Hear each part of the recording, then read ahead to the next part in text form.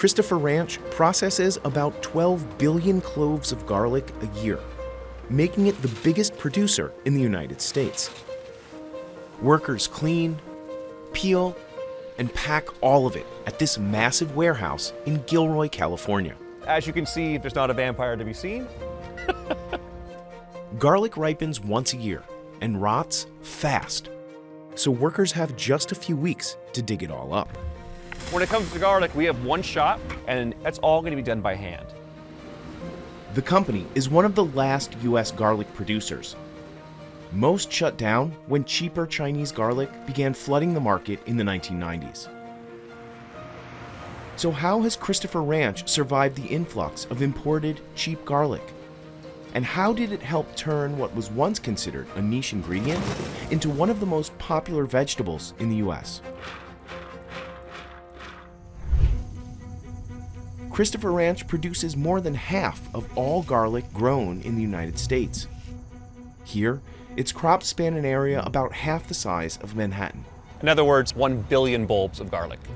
That's Ken Christopher, grandson of the original Christopher, who gave the ranch its name in 1956, when he first started growing garlic on just 10 acres. Garlic is an asexual plant. It's essentially a clone of itself year after year. You're going to be guaranteed to have the same flavor profile throughout the decades. And so today we can enjoy the same Italian, bold, zesty flavor that my grandfather first selected 60 years ago.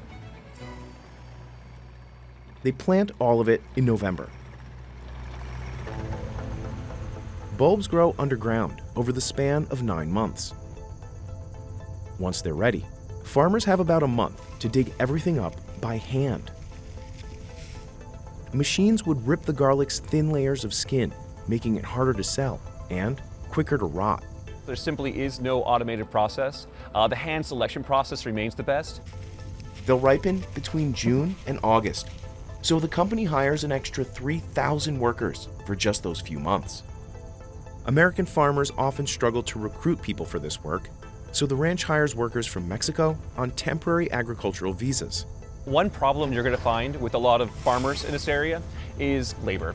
How can we possibly get enough people to produce the food that Americans eat?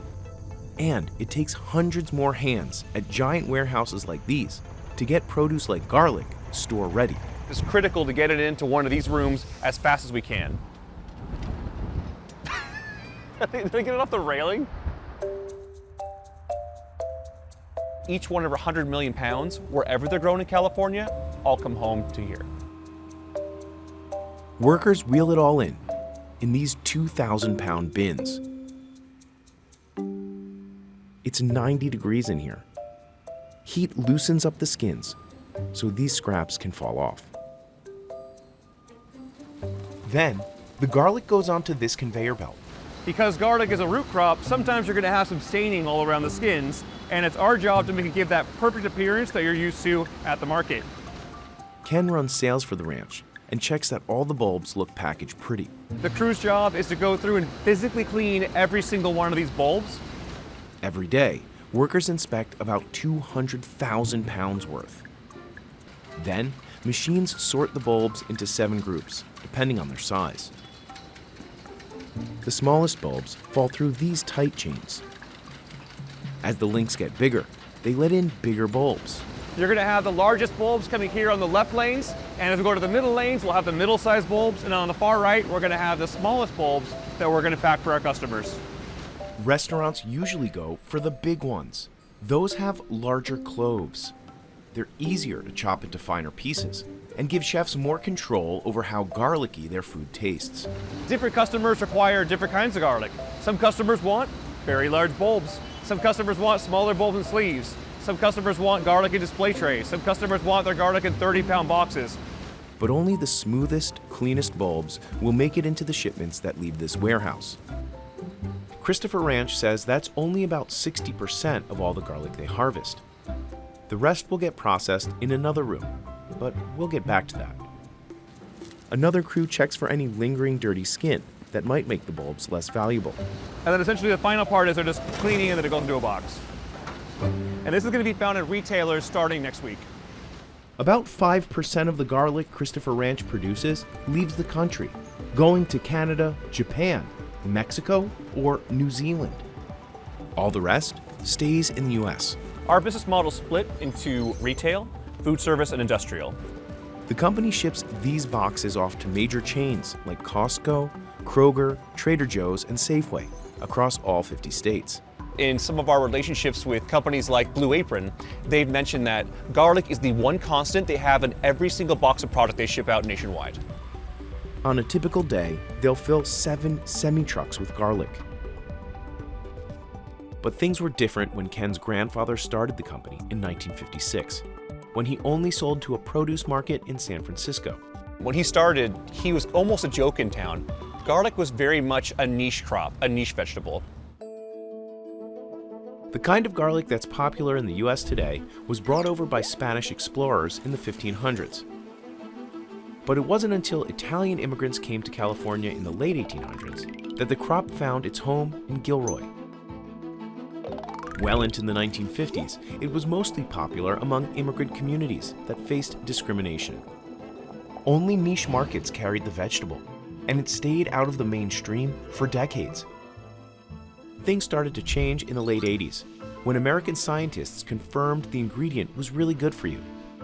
It contains a natural antibiotic called allicin, which can help prevent blood clots. Garlic became newsworthy, and its popularity continued to grow. So you take a whole garlic head like that, and it takes a long time to take each clove off and peel it. America's gotten a whole lot more diverse. So as America's cultural palates become more diverse, garlic's moved from being very side plate to being center plate. In the 1990s, garlic finally became one of the most produced crops in America. The only problem was that the white skins stain easily, so a lot of it was hard to sell because Americans wouldn't buy bulbs that didn't look perfect. That's where Ken's grandfather Don saw an opportunity. Because garlic is so time and labor intensive to grow, we want to find a home for every single pound. Christopher Ranch was the first company in America to sell the crop peeled. They invented this machine that could peel hundreds of cloves in minutes and produce garlic Americans were willing to pay 50% more for. It gave the ranch an edge over its American competitors. Within the first few years, peeled garlic accounted for 10% of Christopher Ranch's revenue.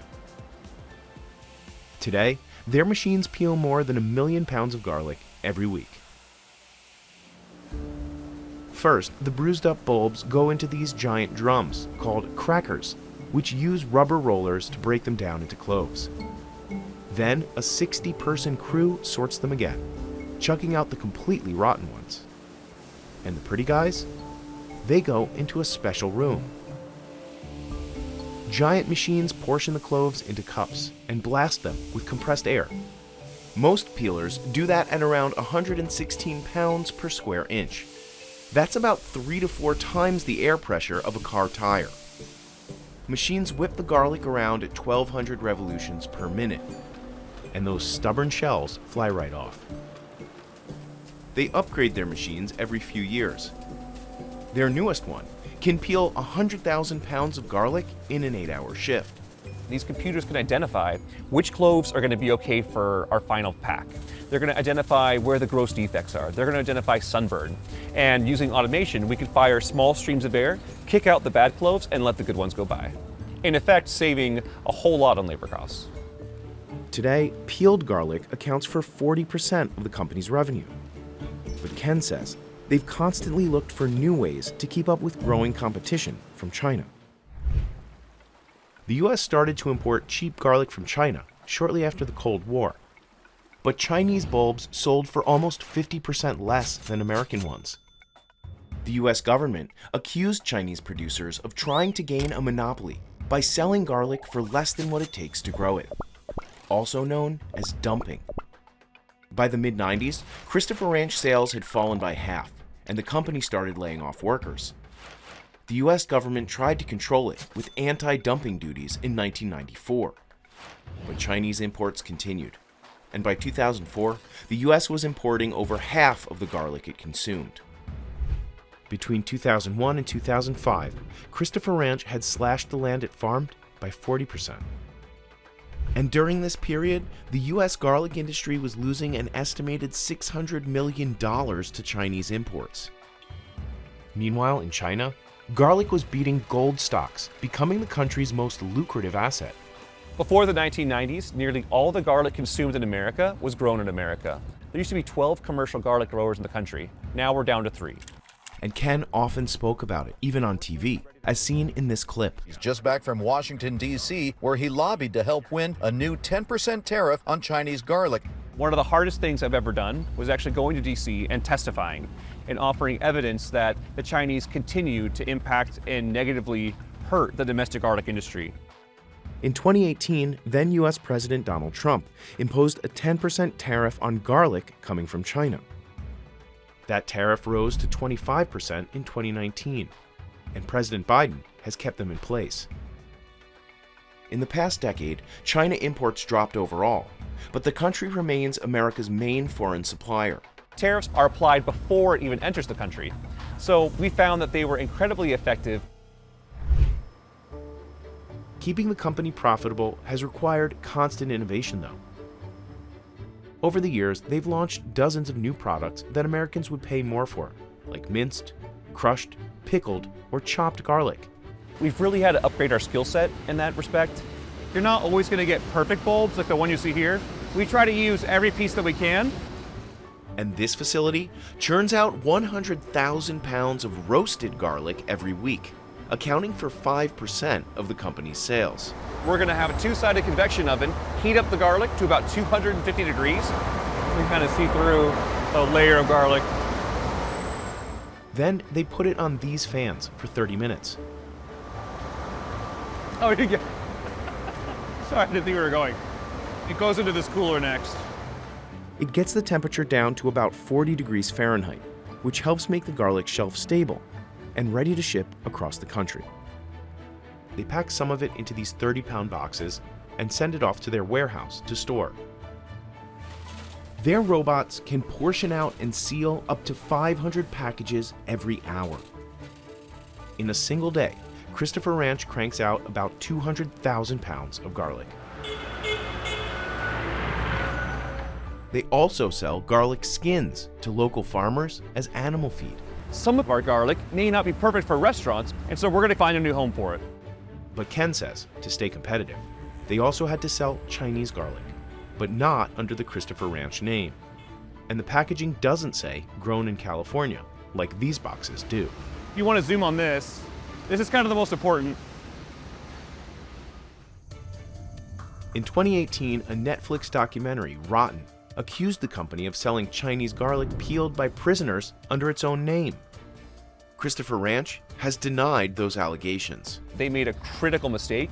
This is a streaming and living thing that continues to impact our brand and our business. We are an ethical company. We're a company that strives to be the best, and we only work with suppliers that bring it into this country and that have the same certifications and documentations that we'd expect of our garlic. Today, Chinese garlic accounts for about 8 to 10% of the company's revenue. But American garlic is still the choice of all chefs who participate in the California Garlic Festival, one of the biggest garlic fairs in the US. Ooh, garlic. Julie Leinsberg has been the head chef of the event since 2022. She bought 300 pounds of garlic from Christopher Ranch to prepare food for 3 days. California garlic is a bit sweeter. When you flip it over, if you see that brown, hairy bottom, you know it's out of our ground, our beautiful soil. If it's nice and bleached and flat, you know it came from somewhere else very, very far away. Julie runs a team of 40 kitchen staff at the official festival tent. Let's open it all the way. So when they get here, it's a fast process. She got here at 6:30 in the morning to prep before thousands of festival goers start arriving at noon. No frying, we have no customers. Everything's gotta be fresh, fresh, fresh. All day, they'll prepare nothing but the 2 signature dishes created by Julie herself, garlic fries and garlic bread. It may sound simple, but she's thought of every detail carefully. Our special concoction, and then they will put parm and or bacon.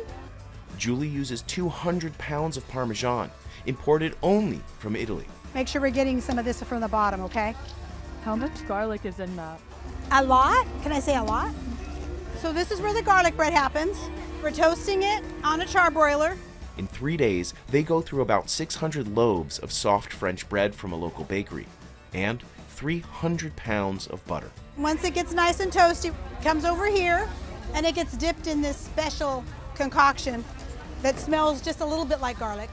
It's garlic and butter and some other things. She uses pre-minced garlic she buys from Christopher Ranch as a base and adds some fresh ground on top. And then we wrap it, and here's an order of garlic bread. Smell-o-vision, I don't know if the camera captures that, but. Then we'll run it by the boss, make sure it's the right size for him. Every new batch needs to be approved by Tony Nocetti, the organizer of the festival. Little sport. Tony's in charge of the garlic pesto pasta, a recipe he learned from his Italian grandmother.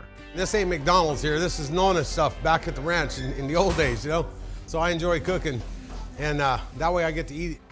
Tony farms walnuts, but everyone here knows him as the guy who saved the Garlic Festival in California. We had heard a few years ago that the Garlic Festival was going to close, and it's been the longest running festival here in California. Well, that's when I stepped in and said, we're going to continue to keep the Garlic Festival alive. The city of Gilroy used to run the largest garlic festival, but decided to drop it in 2022. 3 years earlier, a mass shooting at the festival caused insurance rates to spike, and the COVID-19 pandemic slashed turnout in 2020, a year after that. It was a legacy that we thought we couldn't let go. I mean, it's just part of our life cycle here in California, and we believe in local business, local products. That's very important, keeping our local economies going. Though this is technically a different festival, Tony invested more than $500,000 out of his own pocket to continue the tradition near its former home in Gilroy. It's important for agriculture, the community, the people. There's so many people involved in agriculture throughout California and throughout the world. Julie, wave to the camera. Without her, this wouldn't go. She gives me orders, and I think I'm the boss now. She's the boss in the kitchen. This year, nearly 16,000 people attended the festival, more than double the attendance in 2023. Cali Garlic Alley is open for business. Follow the smell, garlic fries, garlic bread, and how about some garlic pasta? Garlic, garlic, garlic. That's how I grew up as in a Filipino family. My mom cooks everything with garlic, so. And it keeps the vampires away. Yeah. About 150 vendors from all over the state signed up, using California garlic on chicken. All right, here's the magic. More garlic. Pork. Our famous pork belly. And even honey and butter. Would you guys like to try a free sample? We like it. It would be a sad, sad place to be without garlic. Yes, Mama. Oh, I'm adding it right now. One vendor here even puts garlic in ice cream. Ice cream, garlic ice cream. It's different. Yeah. He's Italian, so they eat a lot of garlic. And in my culture, which is Cambodian, we eat a lot of garlic too, but to infuse it into an ice cream, it's amazing. I love it. I'm not sure. Okay. But some festival goers told us it wasn't just about buying local. It's amazing. It has healing properties. It's very good for your body. It acts like an antibiotic. I garlic in the morning, in the afternoon. So I have to be careful when I'm engaging with people. Because they'll smell the garlic before they see me. Ken says these are the customers who will keep the business going. We're finding that Americans want the safest and healthiest product for them and their family. Christopher Ranch has its own tent here, selling minced, peeled, and organic bulbs. The company used to supply all the garlic for the original festival back in Gilroy, since co-founding it in 1979. Nowadays, other producers participate too, but Ken says organic only recently became a trend here. About 10 years ago, we started really investing in our organic program, and since then we've scaled up. They started off with about 1 million pounds of organic garlic, which was grown without pesticides, fertilizers, or hormones. That often means producing it takes more work, and the garlic has a greater chance at rotting, which is part of what makes organic more expensive. But Americans have been buying more of it anyway. Today, Christopher Ranch grows 15 million pounds of organic garlic, about 20% of its annual crop. We found that to be our best profit margin center. As inflation goes up, as the cost of labor goes up, as we have more scarcity for land and water, really pivoting towards organics and a more high-end heirloom program is going to be the path forward. As for the produce Christopher Ranch doesn't sell during the harvest season, each one of the rooms behind me, we're going to store millions of pounds of garlic from our harvest. And as you can see, we have garlic that was harvested at the end of June of 2023. So last week, we just opened up the room behind me, and the garlic is every good as you could hope for. The garlic you see here essentially goes to sleep for 12 months. They can pull garlic from here all year. You can remove the oxygen from the room, lower the temperature, and keep your product safe. But Ken says farming is always a gamble. Over the past decade, droughts in California have made it harder to grow in the area. And Silicon Valley is expanding, making land a lot more expensive than it used to be. Meanwhile, America's appetite for garlic is still growing. The country consumed over $4.5 billion worth in 2023. And Ken says, regardless of how or where his ranch harvests it, he's confident homegrown garlic will never go away. How important is garlic to your family? Garlic means nothing to no. Garlic is a part of our DNA. It's part of our culture. It's part of who we are. It's an inspiration for our whole family.